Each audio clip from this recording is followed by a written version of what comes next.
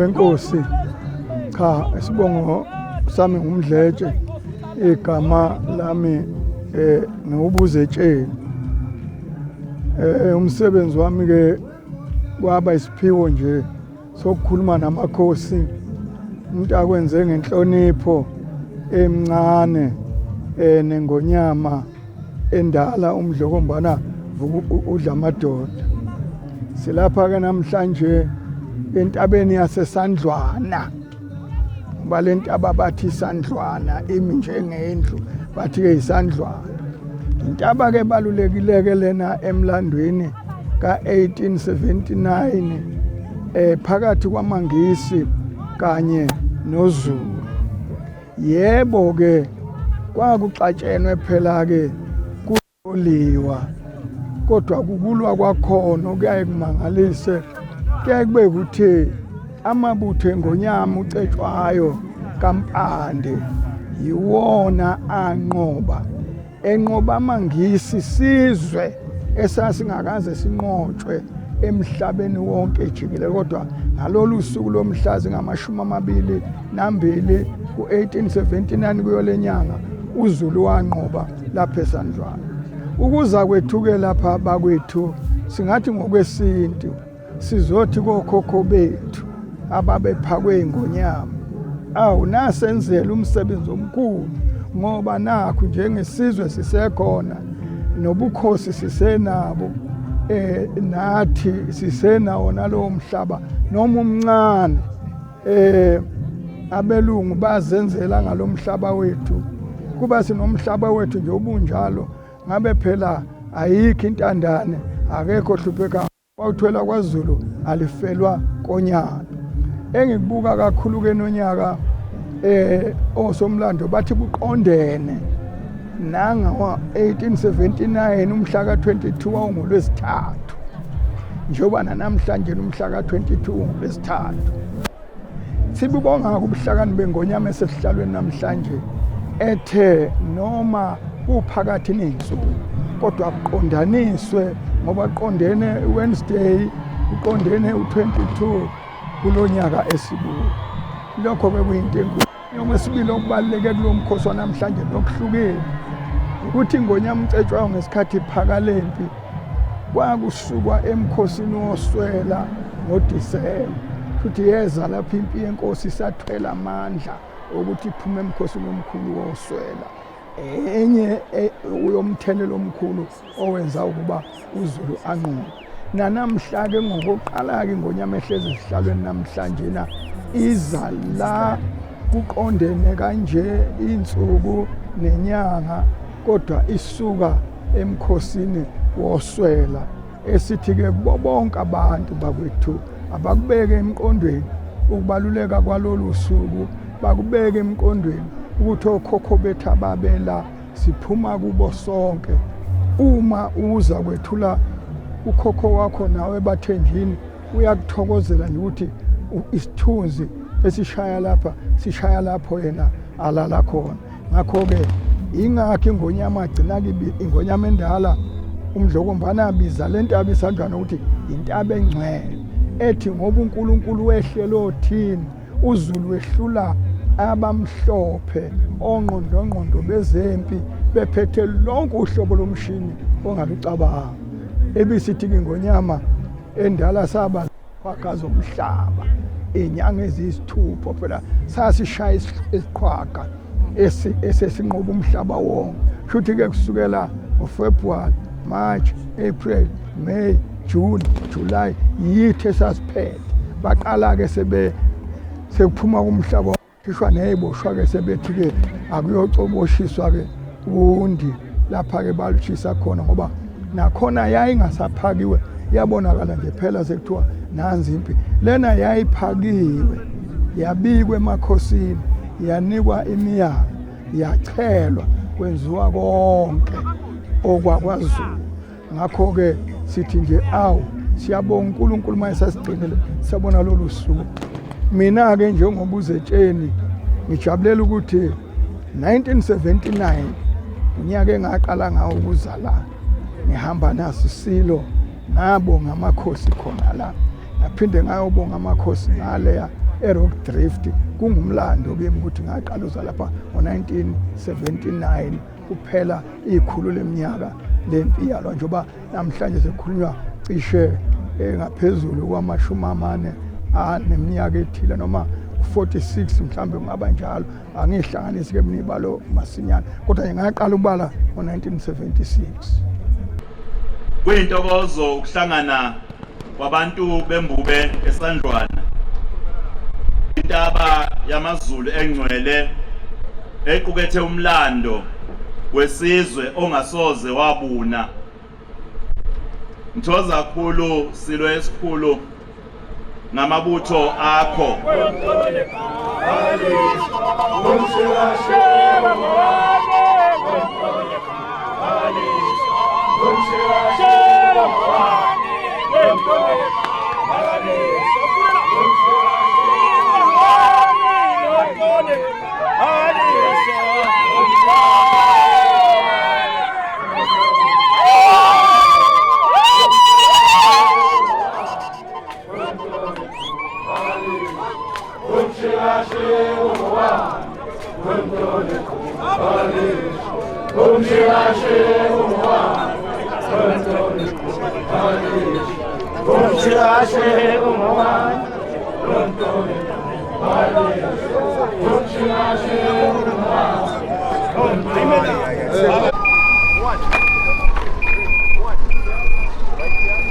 Asisikhumbuze ngempela okwenzeka lapha when the Zulu nation was showing its greatness. Lokho kwenza kuba sihlonishwe umhlaba wonke, kusifaka ugqozi futhi kuyasigqugquzela ukuba eSandlwana siholwa ingonyama yethu, sizobungaza iqhaza lamakhawe ethu asendulo. Silapha eSandlwane uzokhumbula iminyaka eyi146 kwahlabana uZulu ehlula abacindezeli ababefuna ukuthatha umhlaba wembube ngendluzula. Ukuba lapha kusivusela usinga namadlingozi nokuyigqaja ngoba lapha kulela amaqhawe ayibambishisa evikela isithunzi sobuAfrika. Kuyasibumba ukuhlangana ndawonye sizokhumbula amaqhawe alwela isithunzi somuntu ompisholo. Siyagcizalela idlula mithi yamakhosi ukuthi ukuba lapha kuvuselela ukuyiqhenya ngokuba ngumtsinsi wokuzimilela wase-Afrika. Siyayigqaja ngeqhaza elabanjwa ngamabutho esilo uCetshwayo akwazi ukuvikela ubuthina. lamaqhawe adela konke ukuze avikele isithunzi somuntu ompisholo ngoba behlonipha ubuholi nobuqotho besilo ucetshwayo. Hlanga lomhlabathi kuyasithoba ukuthi lo mcimbi wesikhumbuzo sokunqoba kukaZulu eSandlwana uhulumeni wesifundazwe ubambe iqhaza ekhulu. Uhulumeni wakho Silo, uhulumeni wakho Silo neNdlunkulu. Intaba yaseSandlwane ifana nethempeli lokuphila kithina maZulu. Uma silapha sisuke sizothatha umdlandla namandla emaqhaweni asala enkundleni elwela inkululeko yesizwe. Sinenhlahla kwaZulu Natal ukuba nomcimbi ongagcini nje ngokuthinta izimpilo zethu nomlando wethu kuphela, kepha izigi zawo zizwakala ezwenikazi lase-Afrika naphesheya kwezilwandle. Lo mkhosi uyingqayizivele ngoba sokhumbula iqhaza lamaqhawe okwageleza igazi lawo ukuze igama elithi Zulu lingashabalali. Namuhla sizokhumbula amavulandlela alwela inkululeko nomhlaba wethu, inhlangano zezombusazwe ingakabi khona.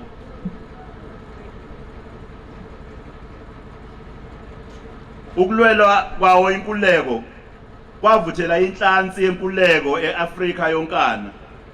Sekungumlando ukuthi imizabalazo eminingi yabantu abampisholo yokulwela ukukhululeka emaketangweni encindezelo lapha ezwenikazi lase-Afrika nasemhlabeni wonke jikelele.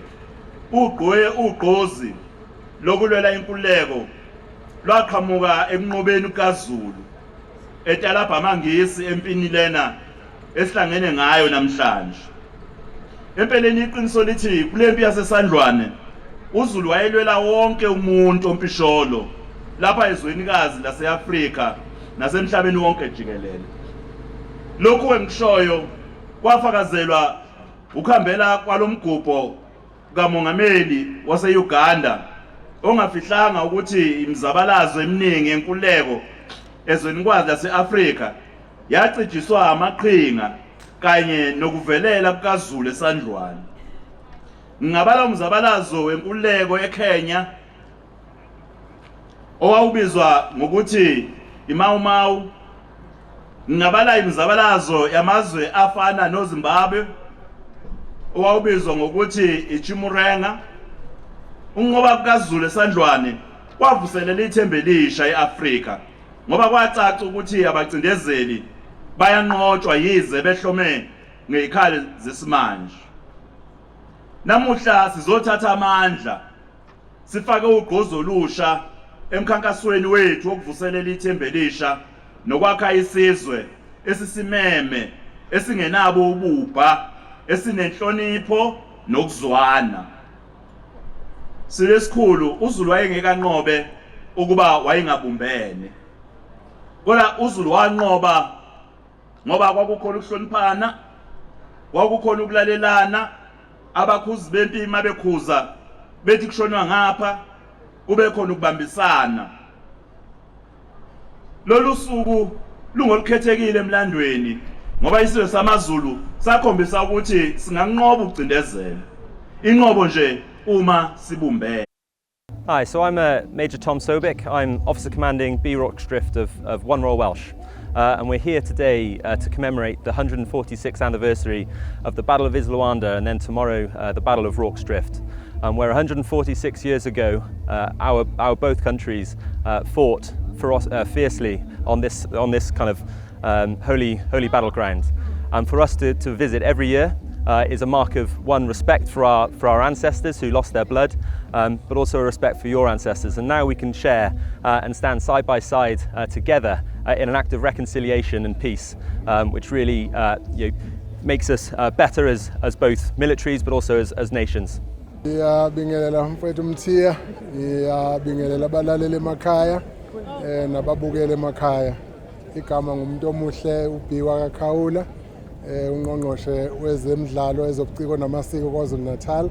Namhlanje silapha entabeni iSandlwana intaba enomlando esizweni sethu sikaZulu ngoba ngonyaka ka1879 ngomhla ka22 kuJanuwari isilo uCetshwayo kaMpande isilo saphaka impi lapha yaOndini ukuba ize lapha kulentaba lapho kwakuqanise khona amangisi ekanise ngomba imbayi ekanise ngayo yonke imishini ongayicabanga ezishintshayo kodwa ke isilo sasiphaka impi kaZulu ngoba sivikela umhlaba kaZulu sivikela izwe sivikela umnotho namagugu esizwe ngaleli langa ke yabambana ke impi la eSandlwana kuthiwa yaqala ngehora le12 kwathi qala kushaya ihora lesibili ntambama uZulu wayesewathele phansi amangisi umlando ke ubaluleke kakhulu ngoba uthi kwakungokuqala ukuba emhlabathini waseAfrika iyonkana kube khona isizwe saseAfrika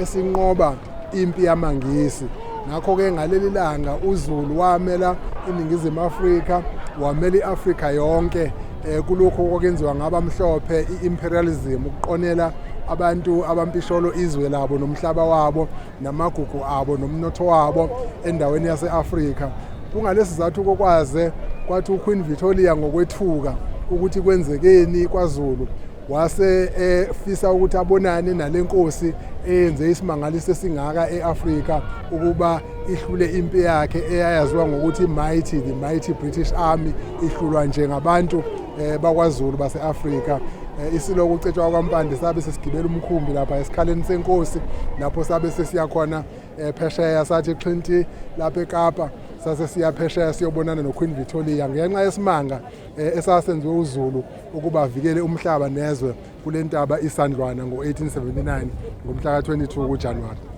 namhlanje ke isilo ke esesihlalweni isilo indlulamithi yamakhosi inkosi beyiphika beyazi isilo uMisuZulu kaZwelithini ukhombeke lolu suku kuba kuzogujwa kukhunjulwa lesisiga sango1879 lokhu ke kuqale ngaphambili esihlalweni sobukhosi bukaZulu uqalwa isilo uMdlokombane uBhejane oDlabakayise noNdunankulu waso umntwana wakaphinda ngene imbabazane kaMahaqa bevuselela ukuthi kukhunjulwa amagugu kongiwa amagugu esizwe ukuze uZulu azigqatshe azikhumbula azazi ukuthi usukaphi ngobani uyaphi nokuthi ubaluleke kangakanani ukalazi umhlaba ukuthi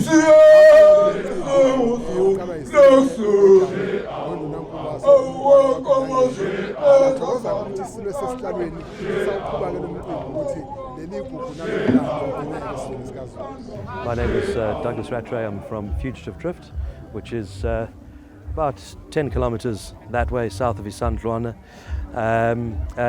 We make, our business is cultural tourism, so we bring foreign guests and South African guests out to these beautiful places, Isandlwana and Rorke's Drift, and tell them the story of the tragedy of the conflict of 1879. And every year we bring as many British soldiers as we can to join the Zulus in commemoration of the fallen who still lie buried on this battlefield, coming in the spirit of peace and reconciliation and continued friendships and trying to come to terms with the tragedy of our collective past. For us, this is an exciting day, and it's an honor and a privilege to be invited to participate. And the opportunity to come back every year is a mark of both respect, but also a demonstration to the young soldiers in our country, but also our young population, and the young population to your country, to how we can learn from the events of history and move forward in a progressive and peaceful way. NgoDisemba silesikhulu nangoJanuwari bengehla ngenyuka sinqwaba imbali zakho silo eyibulawe uthaphutaphu ngabantu bekufanele ngabe bayivikele.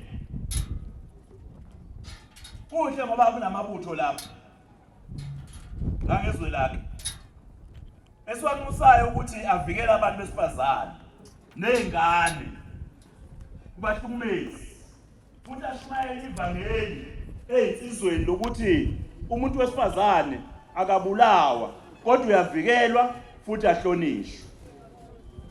Ukubulawa kwabantu besifazane kucekela phansi umsebenzi wobuqhawe nokuyigqaja kwamabutho esilo uHlavana bhula umlilo endulini. Ngisho isilo esesabuza uMdlokombane saze sakhothama sikhala ngokuhlukunyezwa nokubulawa kwabantu besifazane.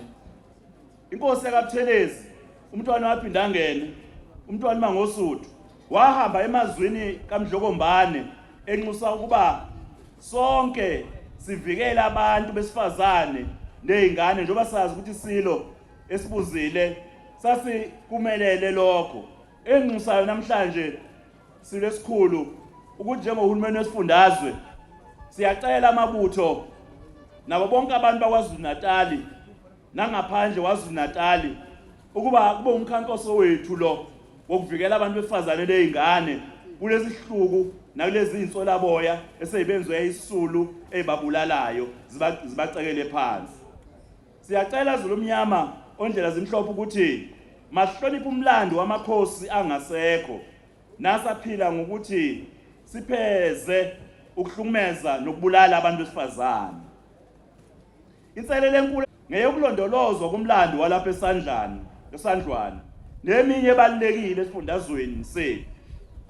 Kumele lo mlando wonqoba siwuphathise okwezikhali zamantungwa. Sinxusa kuba ingcitha buchopho zethu ukuthi zibhukule, zikhiqize izincwadi, izinkondlo, amahubo, amafilimu nokunye ukuze kubhekwane nalempi yokuhlanekezelwa komlando wethu. Futhi sengathi nababhalayo incwadi ezifundayo esikoleni nabo bangabhala umlando wethu uqonde kahle, kungabi nalokhu ukuthi umlando wethu ubhalwa abantu ngempela abasuke bengenawo impande zawo. Njengoba nomhlaba nje ushintsha nje nendlela zokuxhumana nazo ziguquka, kubalekile ukuthi sisebenzise nobuchwepheshe besimanje ukulondoloza nokusabalalisa lo mlando omuhle kangaka waseSandlwana. Dlula mithi yamakhosi, isizwe sakho sihlaselwe yizikhukhula neziphepho ezidlule nemphefumulo yabantu bakho. Lezi ziphepho nezikhukhula zimphumela yokuguquka kwesimo sezulu. Nakho kuyinselelo esingayinqoba uma sihamba ezinyathelweni zamabutho esilo ucetshwayo. Ngokuthi siyasicezelela ukuthi impela ngoba imfula iyagcwala imukisa abantu abangaweli imfula noma kuthiwa bahamba ngenyawo noma ngemoto uma beyibona ukuthi igcwele, futhi nezingane zifundiswe ezifundayo nasema primary nasema high school ukuthi uma umfula ugcwala usesikoleni kufanele kuwele uze ekhaya ungaweli ngoba lokho ningi imphefumulo esiyibonile elahlekile ngenxa yalokho. Siyakhuleka nasemakhosini ukuba makhona abakhulekela indawo ukuba babekwe, sengathi ngabhekisiswa lezi indawo ezaziwa ukuthi uma umfula ugcwele amanzi ayekhukhule khona abantu bangabi khona. Uma sabe nyathelweni zalabo abehola impi lapha eSandlwane siyokwazi ukuthi siqede isihlava sokuhlunyezwa kwabesifazane nabantwana, ububha, ubugebengu nokungalingani. Ngokubumbana nawukubambisana njengamabutho anqobe eSandlwane singasinqoba isihlava sabangena kwelikaMthaniya bengenazo izincwadi ezibagunyazayo. Labe asebegcwele yonke indawo yinkalo zonke abanezitolo lapha nje emakhaya manje sebekhona silo laba ngena ungekho emthethweni.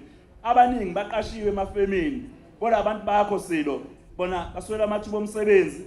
Ngaya kwenye ifemu lapha eNewcastle silo esikhulu ngafica icashe abantu abawu250 abangenazo izincwadi imvumo zokubala. Amathuba okufana ngabe acoshwa abantu bakho silo kodwa acoshwa yilabo abantu abangena ngokufohla lapha. Singanqoba nokucwilwa kwentsha ezimbizeni zikaFaro nasezidakamizweni. Siyayigqaja ngokuba ingxenye yalomlando obatshazwa umhlaba wonke. Asingabazi ukuthi leli igazi elaphala leSandlwane alichithekelanga ize. Kulonyaka sokugubha iminyaka njengama31 izwe lakhululwa kodwa konke kwaqala lapha eSandlwane. Le ntando yeningi esivuna izithelo zayo yathengwa ngegazi lamaqhawe akithi futhi kumele siyivikele. Siyokwenza lokho ngokuqhakambisa iqhaza lamaqhawe akithi asala kule nkundla le. Ngaphambi kokuba ngiphethe ndlula mithi yamakhosi sicosha ukuthokoza kakhulu thokozi kuwe ngenkathi ngifunda la ebengifunda khona uhla kodwa sithokoza kakhulu ngabantwana abaphase ibanga lika matric bango 2024 abagile imanga bephasa ngo 89.5%. Balala isibili ngemumva kweFree State. Kodwa ukukhulu ukuthi sibe number 1 njengeKwaZulu Natal ngama results ay quality ngoba sathola ubhashela abawu 84,000. Lokho sithokoza kakhulu kothisha, sithokoza kakhulu nakuma governing bodies nabazali, sithokoza kakhulu nakumhlonishwa umphathiswa wezemfundo umhlonishwa uHlomuka. Egameni lakho silo samabandla sidlulisa ukuthokoza kakhulu kubo bonke abenze umsebenzi ukuba izingane zesilo zikwazi ukuthi zenze imanga. Kweminye imibhalo kaDokotela uVusi Shongwe ongumqondisi omkhulu wezamagugu eminyangweni wezemidlalo amaciko kanye namasiko ucaphuna umbuzo owabuzwa isizwe samaJapani othi ngifisa ukuquote ukucaphula. Can we economically modernize without culturally westernizing? Sengayilandela yini inqubo yesimanje yezomnotho yaseNtshonalanga kodwa singalulandeli usikompilo lwakhona. AmaJapani emva kokubonisana ongizulu afika esiphethweni esithi yes, we can economically modernize without culturally westernizing. We shall go for Western technique but shall retain the Japanese heritage and culture.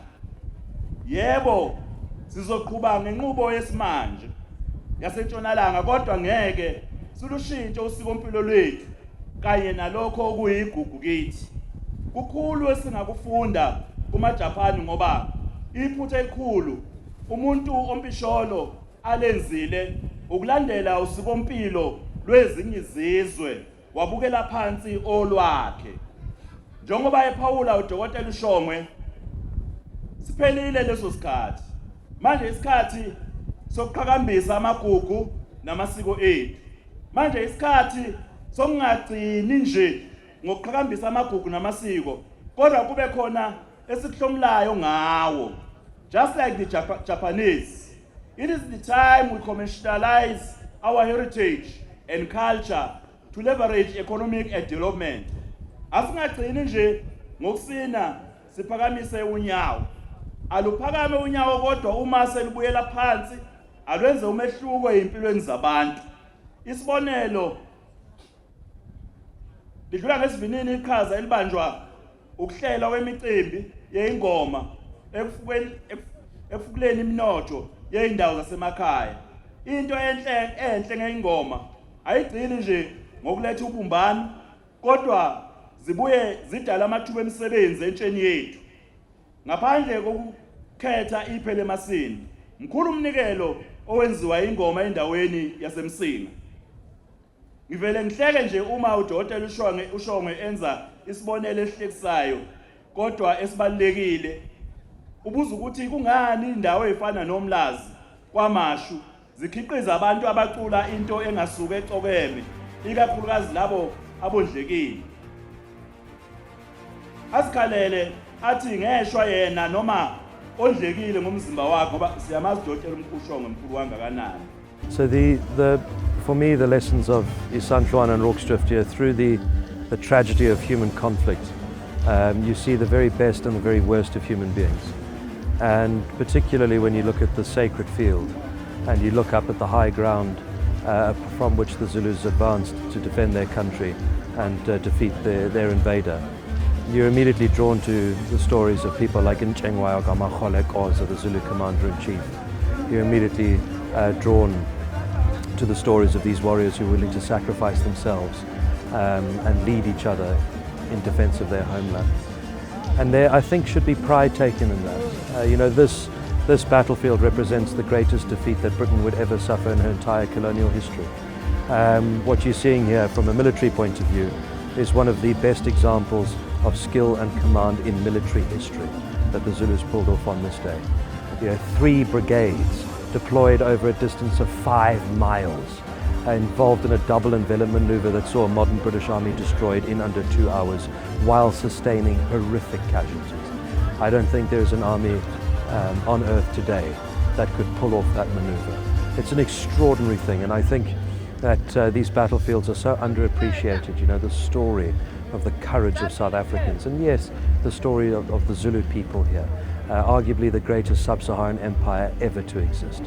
It's an extraordinary story, and I think must be preserved and must be passed down to future generations. Yeah, there's a reason that the British Army come out here to join in commemoration and remembering the dead.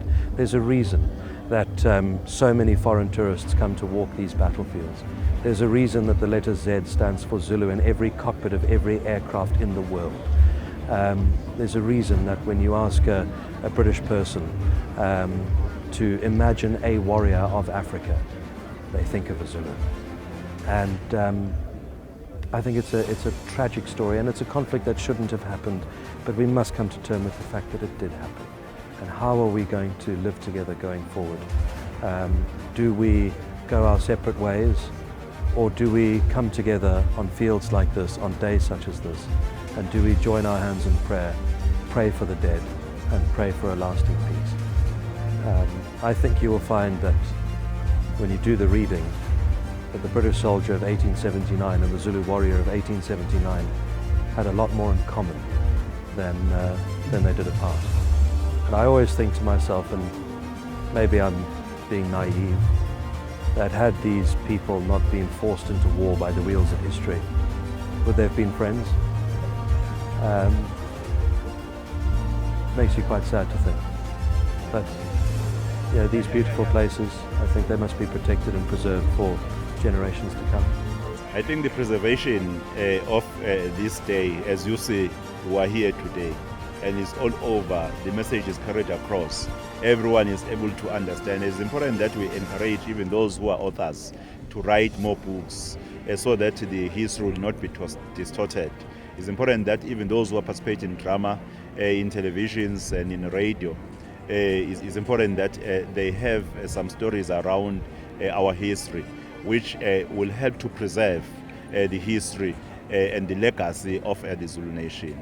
Good morning, my name is Sean Friend. I'm a member of the Dundee Diehards, and today we are here at the battlefield of Isandlwana, which was the first battle of the Anglo-Zulu War of 1879.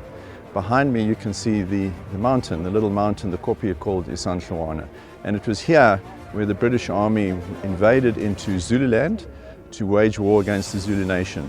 They were camped behind me.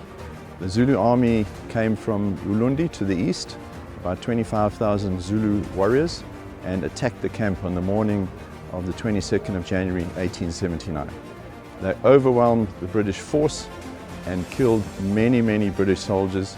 Many Zulus were also killed. It was a massive, massive battle. Today we are reenacting the battle. We are remembering those that died, those that fought on the British side and those that fought on the Zulu side, because we feel that we should keep history alive for our children and for our ancestors. And we come here to make peace with the Ibuta, and we've known them because we've been doing this for 20 plus years. We're friends with them. They are excellent Zulu warriors, and we really enjoy the day. Well, we are here in Isandlwana to commemorate the Battle of Isandlwana, which is a symbol of the greatness, in particular in the Zulu nation.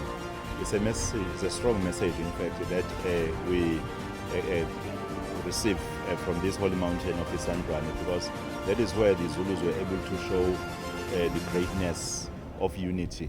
Hence, we were able to conquer the whites while they were having the guns, and we were having the spear and the shields, but we were able to conquer them. It's a message that when we are united, we are able to conquer whatever challenge we are faced with.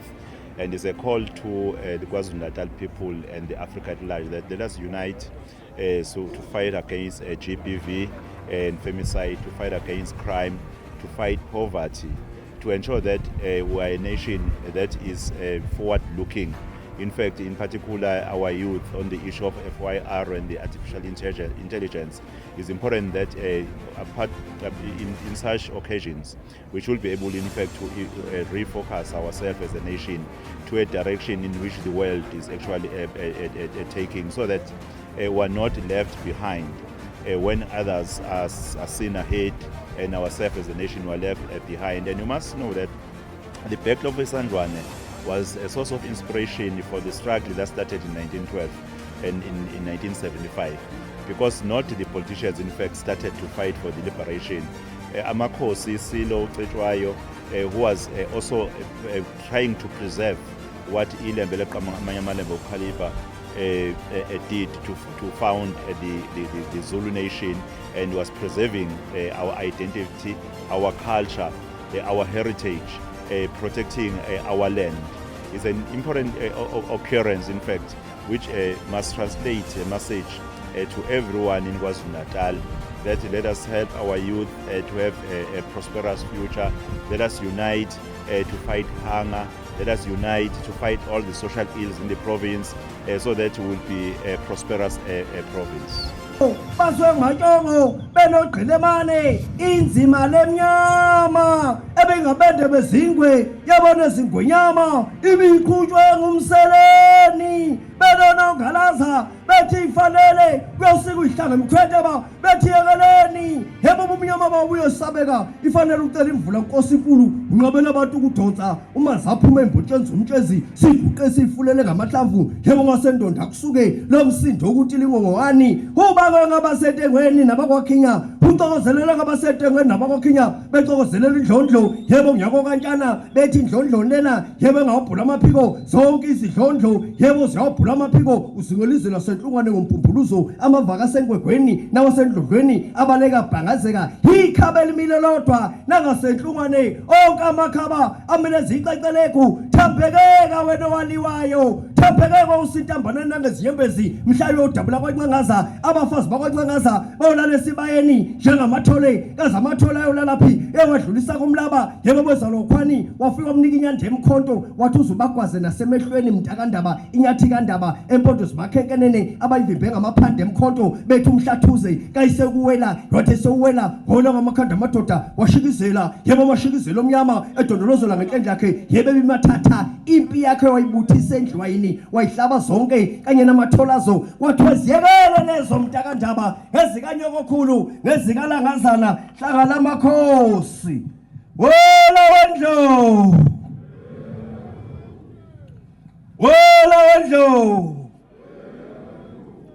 ayede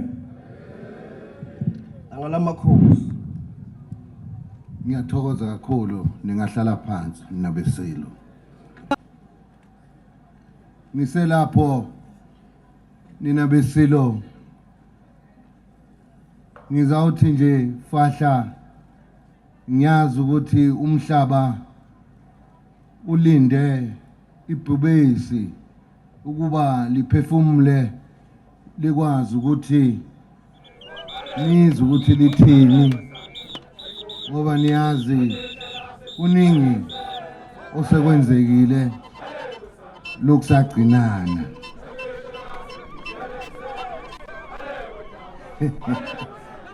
Inabesilo nenkulu inhlonipho ngicela ukuba ngibonge isizwe sonke sikaZulu, ngoba enyangeni kaNtwasa ngingasho ngithi kulo nje leli viki eliphelile ngibonga kakhulu ebuthweni likaZulu ukuba likwazile ukuba libe khona lapha esigodlweni esisha saseMashobeni, okuyisigodlo esisha, isigodlo sivuse isigodlo seLembe, isigodlo saseMashobeni, okuyisigodlo la ngikwazile khona ukuthi okokuqala ebekungokuqala sikwazi ukuba senze umkhosi wokweshwama elokhu kwahamba umdlokombane eminyaka emihlanu eyedlule.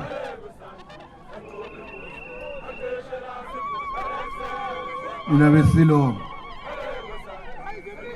ngiqhubeke ngigcizelele ukukhulu ukubonga ibutho elithela bakhona ngoba nizwe nje isekela ndunankulu inkosi yasemadungeni isho ithi uNkulunkulu esigodlweni sasemashobeni yila ekhombe khona ukuthi kanye nenyandezulu ukuthi usase kanye nathi singamazulu. Nina besilo ngibonge kakhulu bekungelula leli yabutho elalibamba inkunzi ngaleli yalanga. Ngibone ngalo lelo butho ebelikhona ukuthi uZulu usenamandla nakhona namhlanje ngoba akukho ngozi evelile noma okubi okwenzekile konke kwabazibusisa kusuka kuyo imvelo imvula nokuduma kwezulu kwabonakala ukuthi umkhuleko wethu siwuZulu uhambe kahle. Ngithokoza kakhulu ngalokhu ebuthweni amavikela sihlalo nina besilo ngithokoza kakhulu ngalowo msebenzi kwasebenzeka ibusiso zikhona nina besilo.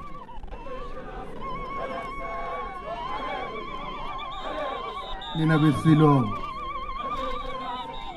ngumsamo kaZulu umsamo wedlukulu ngingasho ngithi usukela kuleli viki esisuka kulona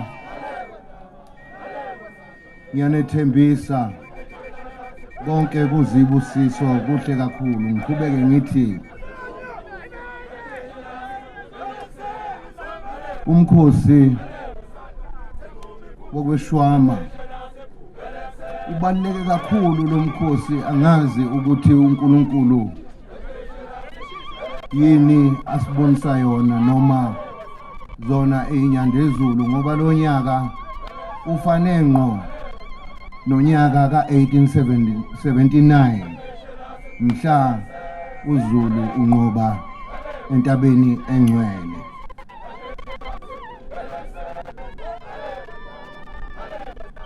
Nina besilo ngisho lokhu ngoba kwakuyizo lezi insuku la khona ingonyama yaphaka impi yaseSandlwane. Wawungakapheli umkhosi wokweshwama nabesilo kodwa oyindlebe ikhanyilanga babazi ukuthi ngaleso sikhathi uZulu usemkhulekweni futhi uZulu ugonqile.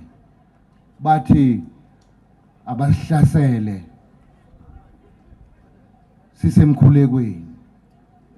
Nina besilo kwafana ngqo ngoba kwakumele ukuthi ngaleso sikhathi impi yaseSandlwane ihlasela ngoba nisazi isilo ucetshwayo ukuthi wayengathanda ukuthi ephake impi engabi phakathi kwayo. Uma nikhumbula impi yasendoda kusuka isilo ucetshwayo wayeholela iziqoza phambili kanye nabanye babatwana empini yasendoda kusuka. Nina besilo kodwa ngaleso sikhathi idlukulu nosiko benqaba ukuba ingwenyama iye eSandlwane ngokuthi yayigonqile ngazo lezi ikhathi. Kwamele ukuthi kube yibutho eliyobhekana nondlebe ikhanyilanga eSandlwane la ibutho lafike lanqoba. Ngalokhu uZulu ngifuna ukugcizelela, ngifisa ukwenza isigcizelelo sokuthi umkhosi wokweshwama uyini ngoba sanqoba ingoba sasisuka kulowo mkhuleko lona engikuwo mina njengamanje.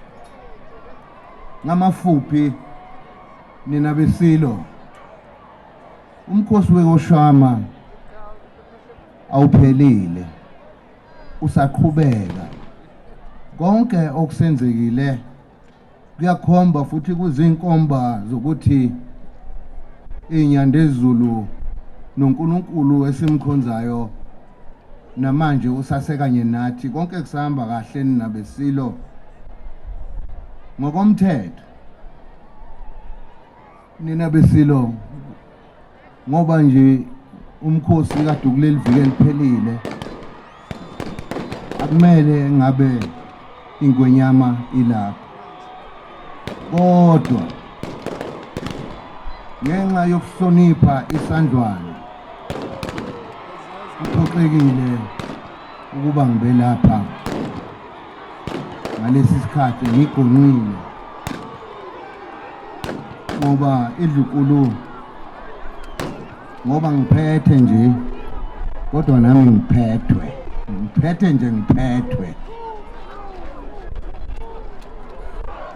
alokhu nina besilo kangeke ngivume ukuba izinto zisizwe ezewumsamo nomkhuleko omkhulu kangaka ukuba zinqanyulwe noma zenziwe zingapheleli noma zonakale ngalokhu nina besilo uZulu njengamanje usasemgonqweni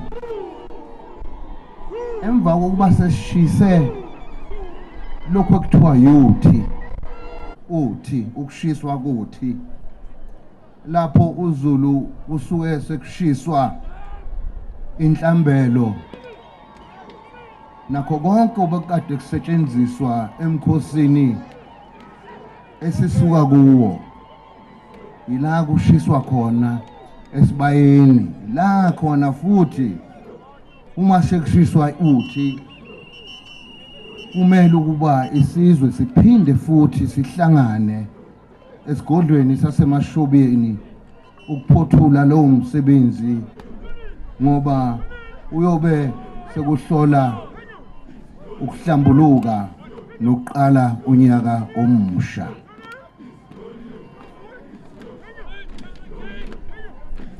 ngalamazwi nina besilo ngicela ukuba ngixolise kakhulu kwabamaphepha ngiyazi ukuthi uningi kade bekulinde namhlanje ukuba kuzophuma emlonyeni wami mhlawumbe ukuthinta ngize ngisaba ngisho ukisho mhlawumbe ukuthinta ingwenyama trust ukuthinta lona ibhange ithala mhlawumbe ukuthinta usikompilo nokuphila kwesizwe indlela eyaphambili nina besilo uma kuthiwa ngifakwe ingubo emlonyeni usuke kushiwo khona lokho alikafiki usuku lokuba ingwenyama ikhulume indaba zezwe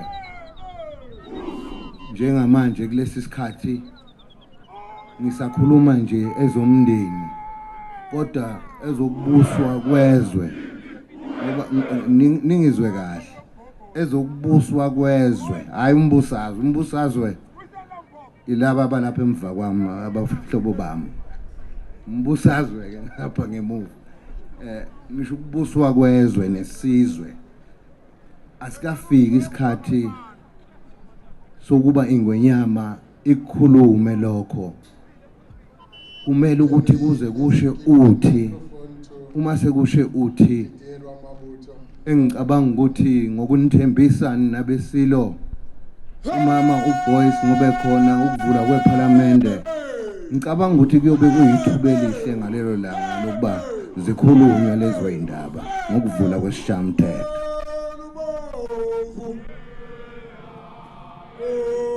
ngiqhubeke nina besilo ngibingelele indlunkulu yonke ekhona phakathi kwethu ukuhlukana kwabo ngezindlu ngiphakamise zonke izindlovukazi ezikhona kulomdolomba Ngoni ngiyathokoza ukuthi nawe ukhona phakathi kwethu Ndunankulu sekela Ndunankulu kaZulu Ntona okwaphinda ngene Shenge Inkosi uShinga nawo wonke amakhosi aseNdlunkulu akhona phakathi kwethu kulolu suku lwanamhlanje nina besilo sengiqhubeka kungesona ukuthi zihambeli zethu ziphathe imandla esibambisene nazo esifundeni nasezweni lonke ngiphakamisa ukukhulu ukubonga ukuba khona wakho umhlonishwa Hlabisa ophethe ukhokta kulo lonke leli jikelele ngiphakamise umama uBoyce okuyena umkhulumeli noSpeaker weKwaZulu Natal Legislature siyathokoza nawe ukuthi ukhona Speaker sekela ukuthi Deputy Minister of Science, Technology and Innovation umhlonishwa uAnn Gina siyathokoza nawe sekela ukuthi ukhona phakathi kwethu sekela lentila sporti umhlonishwa uHlengwa siyathokoza kakhulu uyancomeka futhi nomsebenzi wakho ngokomnyango owuphethe ningakhohlwa uNdunankulu wesifunda saKwaZulu Natal ubaba uThamsanqa Mphemba ngithokoza kakhulu ngihlezi ngibambisene kahle kakhulu nawe sikhona lapha siyidlukulu sithokoza kakhulu Mphemba ukuthi nawe ukhona ngiphakamise MEC ukhokta umnumzane uTD Buthelezi Shenge ukuthi nawe ukhona ngiphakamise ngokukhulu ukuhlonipha ngisekhona lapho umnumzane umhlonishwa ubaba uZondi mfundisi siyathokoza ukuthi nawe ukhona ngiphakamise ubaba umhlonishwa uFA Rogers ophethe ezezinkece kwaZulu Natal ukuthi naye ukhona ngiphakamise former Premier and Member of National Parliament Honorable ubaba uZL Umkhize Khabazela ngiyathokoza ukuthi ube khona nanokuthi ube khona futhi ngaso lesi sikhathi sami ngazi kahle ukuthi nesilo esebuzile ubambisene naso eduze ngiyathokoza ukuthi ube khona members of the diplomatic corps from the US, Mozambique and Lesotho siyabonga ukuthi nani nikhona okuyinto esihlezi sigcizelela njalo ukuthi amazwe angomakhelwane wethu konke okwenzeka kubo nokwenzeka kithi kusithinta sonke siyathokoza masibona ombasada babo bekhona kanye nathi kulolu suku olukhulu kangaka ngithokoza kakhulu ukuphakamisa umeya wasemzinyathi District Mayor ukhansela uElderman PMS Ngubane Mbomvu siyabonga mfundisi ukuthi nawe usemukele kakhulu nomsebenzi wakho owenzile lapha ekhaya. Lokhu ngangena esikhundleni ubuye lokhu uyibambe kanye nami eduze ikakhulukazi uma kuza kulomsebenzi wasesandlwane Mbomvu. Ngiphakamisa umeya nokubonga okukhulu umeya uShabalala Mshengu. Inhlelo zakho ziyancomeka, kuyabonakala sizizwa sisekhaya nazo zonke ivakashi ezisuka mhlaba wonke. Siyathokoza Mshengu, umsebenzi wakho uyancomeka. Nina Besilo ngibingelele ngokukhulu ukukhetheka, ngibonge kakhulu induna zamabutho,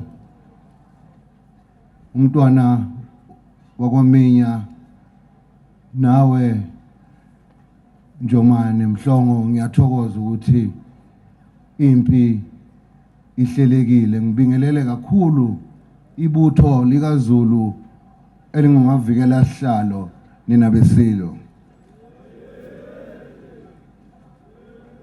Ngalokhu Nina Besilo ngicela ukuba ngisho ukuba ngithokoza kakhulu. Ngisazobuyela emuva esigodlweni ngiyogonqa, ngigonqele nina, ngizile nengibona nje ngehlile nasemzimbeni, ngidla kanye ngosuku akumnandi. Kodwa ngoba ngenzela nina uthando enginalo engalifundiswa ubaba, engalifundiswa isilo esebuzile, ukuba isizwe kumele ngisithande ngoba siyimina, siyinsila yami, siyikho konke kimi. Namanje Zulu ngiyokwenza noma yini okumele ukuthi ngiyenze okosiko, ngikwenze kuphelele konke, kupheleliseke ukuze isizwe siphile. Okungithuse kakhulu ukuthi lo nyaka uvele wafana nse nalo wasesandlwane u1879 ngokweshwama, ngoba phela kubukwa unyezi bese besha abantu abadala ukuthi sekuyisikhathi sokusebenza lesi, ngoba yonke into yenzeka ngesigaba nesigaba sakhona. Ngalokhu Zulu omnyama ngingaze ngithwala icala kweyinyanda ezulu nasemakhothisini amadala, ngikhulume kakhulu, akukho engikushilo okuningi. Bekuwukuthi nginichazisele nje Zulu omnyama ukuthi sizawudibana mhla ka-12 sekuyoshiswa uthi, senikhulula futhi sesibopha amafindo onyaka omusha ukuba ingwenyama ikhululeke kubusizwe, ukuba nezwe likhululeke ukuze kwazeke indlela eya phambili ukuba ibhekephi. Ngalamazwi Nina Besilo ngicela ukuba ngibonge bonke abahlele lo msebenzi omkhulu kangaka. Ngiyajabula, ngibonge umnyango kaMama uNomagugu wakwa Health, ngibonge umnyango wakho Gabisa ukubambisana kanye nathi kuyo yonke lemicimbi. Ngibonge kuninonke Zulu omnyama ukuba sibambene nenkumbuzo nje ukuthi sisazilile. Ngalamazwi ngiyakhuleka futhi ngiyalawula ibutho, abaphathi bamabutho ukuthi senze isiqiniseko ukuthi mhla ka-12 siyahlangana ukuba sonke siyobe sikhululekile ngalelo langa, sikwazi ukuba imisebenzi yesizwe iye phambili. Leyo ntuthu eyobe ishala phaya esibayeni ibaluleke kakhulu, ivule iy'nhlahla. Ngalokhu ngiyanithinta Zulu omnyama ukuba ibutho niphelele ngothi lwenu ukuze niye emzini wenu ethempelini lenu siyokhuleka. Ngiyathokoza Zulu omnyama, inkosi nibusise. Noma senibuyele emakhaya nihambe kahle. Niyabona nesimo sezulu akusisona sihle kakhulu, kodwa ngiyathokoza kakhulu Zulu omnyama, ingathi ningafika kahle emakhaya nihambe kahle. Ngiyathokoza, inkosi nibusise nonke. Amen.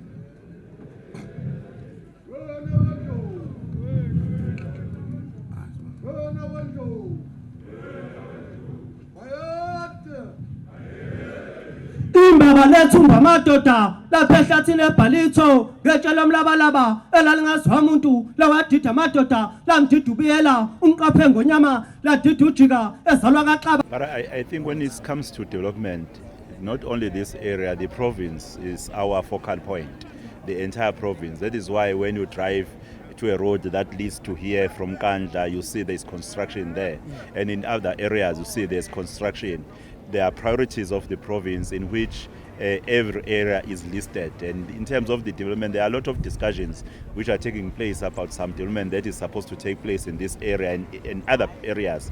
It's important that as the government of KwaZulu-Natal, when we plan holistically to ensure that all strategic, because there are many strategic, in fact, heritage sites in our province, which we must plan with the private sector to develop those areas. The uplands, I'm quite aware of the engagements even with the leadership of the area, local government engaging and the private sector, so that we see development in all areas of the KwaZulu-Natal. When we wrap, what is your last word maybe from this interview to the community?